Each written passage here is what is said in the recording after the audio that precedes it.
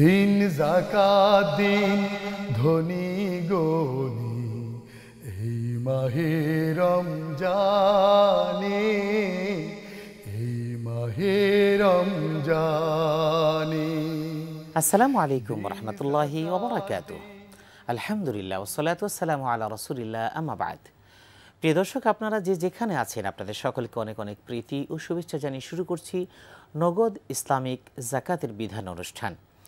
প্রিয় দর্শক, আমরা আজকে যে তথ্য ইনফরমেশন আপনাদেরকে দিতে চাচ্ছি, যাকাত বিষয়ে আমাদের একটি প্রশ্ন প্রতিনিয়তই মনের ভিতরে উকি দেয়। সেটা হলো, যাকাত যেহেতু মানবের কল্যাণে, সুতরাং যাকাতের এই অর্থ দিয়ে রাস্তাঘাট নির্মাণ, পুল নির্মাণ, কালভার্ট নির্মাণ, সমাজ সেবামূলক কিছু কাজ এটা কি করা যাবে কিনা? আমরা রাস্তা নির্মাণ করে দিতে চাই, আমরা মানুষের উপকারের জন্য আমরা ছোট্ট একটা সাঁকো বানিয়ে দিতে চাই। এই জাতীয় কাজে, সমাজ সেবামূলক কাজে যাকাতের অর্থ দান করা যাবে কিনা? প্রশ্নটা আসলেই যৌক্তিক এবং অতি মানবিক। কিন্তু এখানে একটি বিষয় বুঝতে হবে।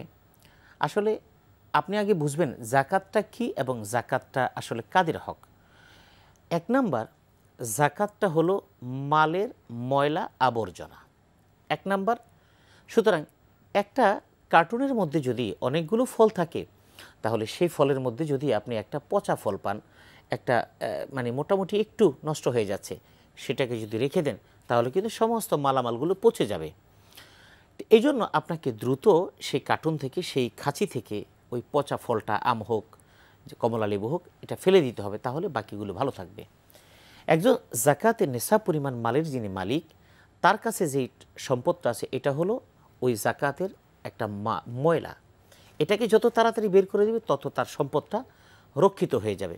কারণ হাদিসের মধ্যে এসছে যে জলে স্থলে এমন কোনো সম্পদ নেই, ফি মালিন বাহরিন ওয়ালা বাররিন, এমন কোনো মা তালিফা মালুন ফি বাহরিন ওয়ালা বাদ্দিন, এমন কোনো মাল নেই যেটা সমুদ্র, জলে, স্থলে সেটা ধ্বংস হয় না, ইল্লা উদ্দিয়া বিহি যাকাত। অর্থাৎ যেই সম্পদের যাকাত আদায় করা হয় ওটাই কেবল সংরক্ষিত থাকে, আর যেটা আদায় করা হয় না, জলে হোক স্থলে হোক, এটা শেষ হয়ে যায়। সুতরাং কীভাবে হবে এটা একমাত্র আল্লাহই ভালো জানেন। সুতরাং এই জন্য ওখান থেকে আদায় করতে হবে। এখন প্রশ্ন হলো, এটার মালিককে? কোরআন বলে দিয়েছে, খুয মিন আমওয়ালিহিম সাদাকাতান তুতাহিরহুম ওয়া তুযাক্কিহিম বিহা ওয়া সাল্লি আলাইহিম। এটা নিতে হবে যারা যাকাতের মালিক, তাদের থেকে নিতে হবে। দিব কাকে? ওয়া ফি আমওয়ালিহিম হাক্কুন লিসসাইলি ওয়াল মাহরুম। এটা দিতে হবে সমাজের একেবারে অধিকার বঞ্চিত, সম্পদহীন, ফকির এবং মিসকিন, এই লেভেলের যারা আছে, এবং আরও কয়েকটা ক্রাইটেরিয়া যেটা কোরআন বর্ণনা করে দিয়েছে, এই লেভেলের মানুষকে এটা মালিক বানিয়ে দিতে হবে। আপনি এখন নিশ্চয়ই বুঝতে পেরেছেন, মালিক বানানো এটা হলো শর্ত। কারণ তামলিকু মালিন এই শব্দটা ব্যবহার করা হয়, অর্থাৎ যাকাত ওটাকেই বলা হয় যেখান থেকে নিয়ে ওই মালটা কোনো মানুষকে দিয়ে তাকে মালিক বানিয়ে দেওয়া হয়। তো আমরা যখন যাকাত কাউন্ট করি এবং সেই টাকাটা আমরা নিই, তখন একজন মানুষকে দিয়ে দিই যে তুমি নাও, এটা নিয়ে তুমি কিছু তুমি খেও বা তুমি কিছু কিনে নিও। তার মানে টাকার মালিকানা সম্পূর্ণ তাকে দিয়ে দিই। যদি আমি ব্যক্তিগতভাবে তাকে একটা ঘর বানিয়ে দিতে চাই, তাহলে ঘরটা বানিয়ে তাকে এই ঘরের সম্পূর্ণ মালিকানা বুঝিয়ে দিতে হবে, যাকাত আদায় হবে। কিন্তু আপনি যে রাস্তার কথা বলছেন, এই রাস্তার তো কেউ মালিক না, এই মালিক হলো জনগণ। জনগণ মানে দেশের সরকার।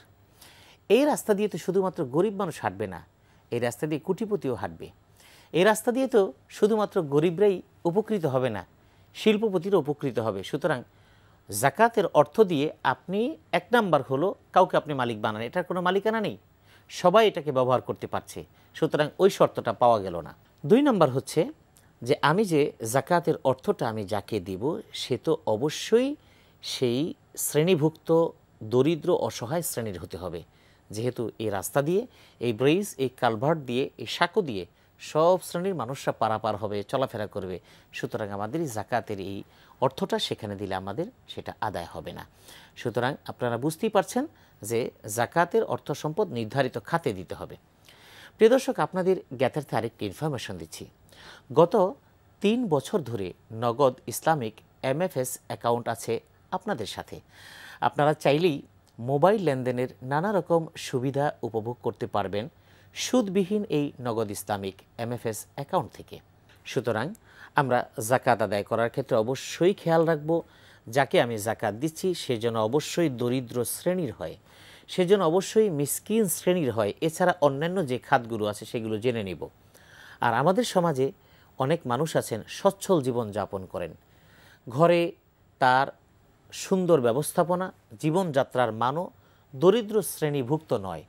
এমন ব্যক্তি আপনার আত্মীয়, অনাত্মীয়, প্রতিবেশী, কিন্তু আপনি আবেগতাড়িত হয়ে তাকে যখন জাকাতের অর্থ দিয়ে দিচ্ছেন, আপনার একটু চিন্তা করা উচিত যে আপনি আবেগতাড়িত হয়ে যাকে দিচ্ছেন তিনি হয়তো উপকৃত হচ্ছেন, কিন্তু আপনার কিন্তু জাকাত আদায় হচ্ছে না।